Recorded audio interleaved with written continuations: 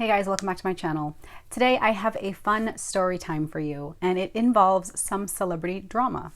If you are new to my channel, I used to work for Louis Vuitton years and years ago. I worked at several different locations. I have recently been sharing a lot of my experiences and behind the scenes information from my time with LV.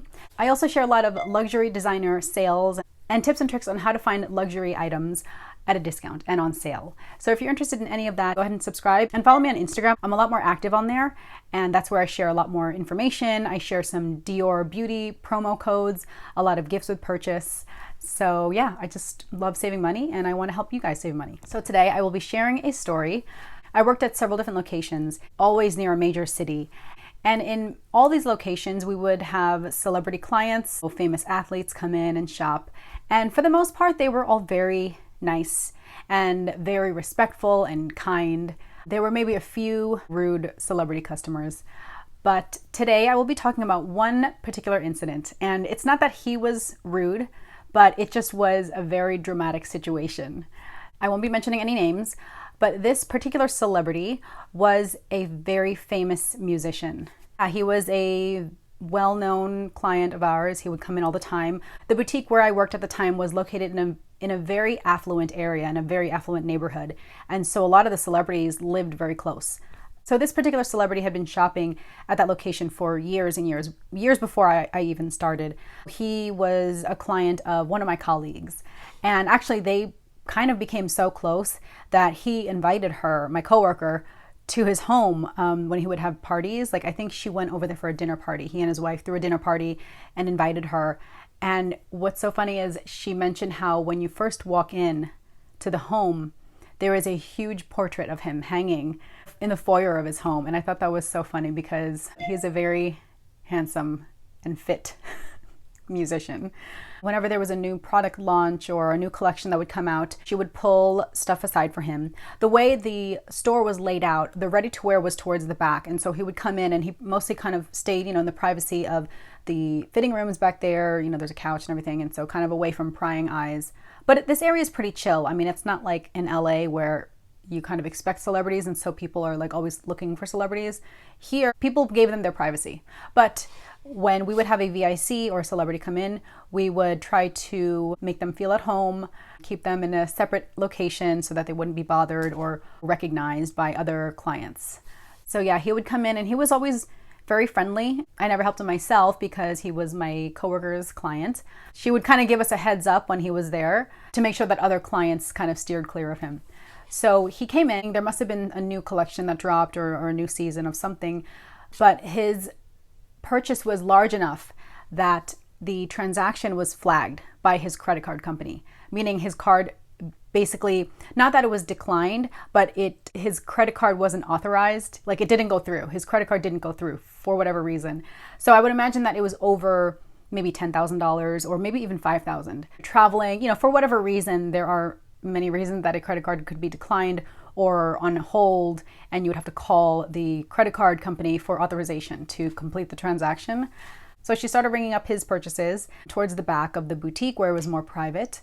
And when it didn't go through, you have to call for authorization. So she went to the front of the store where I was and where I was helping another client because the credit card company requires you call and they need some more information. We called as a vendor explaining what was going on and, why can't we approve this? The credit card company, of course, asked to speak with him. So he had to come up to the front of the store and get on the phone with them. And so I'm kind of minding my own business. Whenever we have celebrity clients come in, you want to give them their privacy. So all of a sudden I heard him raise his voice. He's on the phone with the credit card company and he's like, "What do you mean, who do I work for? I work for myself." And I was like, oh no, what's going on? I guess his card was declined or for whatever reason, it didn't go through. Probably just because it, was a large transaction. But it's just, I thought it was so funny because my client at the time noticed him. He's very recognizable and was like, "Oh my God, is that so-and-so?" And I said, "Yeah." At this point, they were asking him to identify himself to make sure it's the right person and make sure that, his card wasn't stolen. And so that probably was one of the identifiers, just like how, you usually provide your name, maybe last four of your social, your birthday, maybe confirm your address. They probably just wanted him to confirm his employer, but because he was a famous musician, you know, his employer is himself. What do you mean, who do I work for? I work for myself. I mean, I'm self-employed, I guess. Nowadays, it's a lot more common to be, you know, self-employed.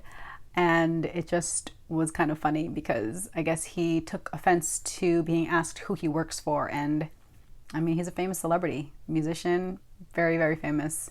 So he works for no man, he works for himself.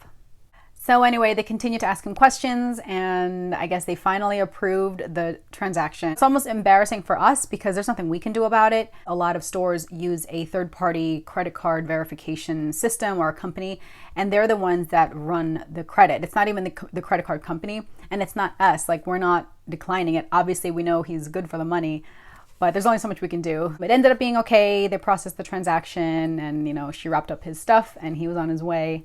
But it was kind of a hairy moment, and you could tell he was very frustrated and maybe embarrassed because, you know, he's raising his voice in front of other clients, but it's something to be embarrassed about, honestly. Cards are declined for many reasons. You just have to kind of clear it up.